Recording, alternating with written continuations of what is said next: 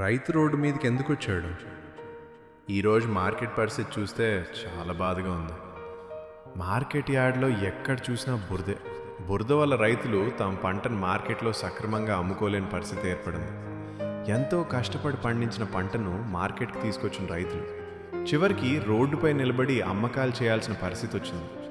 వర్షం పడటం తప్పు కాదు, కానీ రైతులకు ఇబ్బంది కలగకుండా మార్కెట్లో కనీస సౌకర్యాలు కల్పించడం అధికారుల బాధ్యత. రైతు పంటను పండిస్తాడు, రైతు మార్కెట్ తీసుకొస్తాడు. కానీ మార్కెట్లో సరైన సౌకర్యాలు లేక రైతే రోడ్డు మీద నిలబడాల్సి వస్తే ఇది ఎవరి బాధ్యత? రైతుల సమస్యలను వెంటనే పరిష్కరించాలి. మార్కెట్లో బురద తొలగించి రోడ్లు సరిచేసి రైతులు సురక్షితంగా పంటను అమ్ముకునేలా చర్యలు తీసుకోవాలి.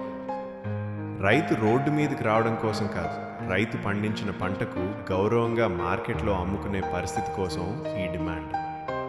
అన్నదాతకు న్యాయం చేయాలి, రైతుల సమస్యలను వెంటనే పరిష్కరించాలి.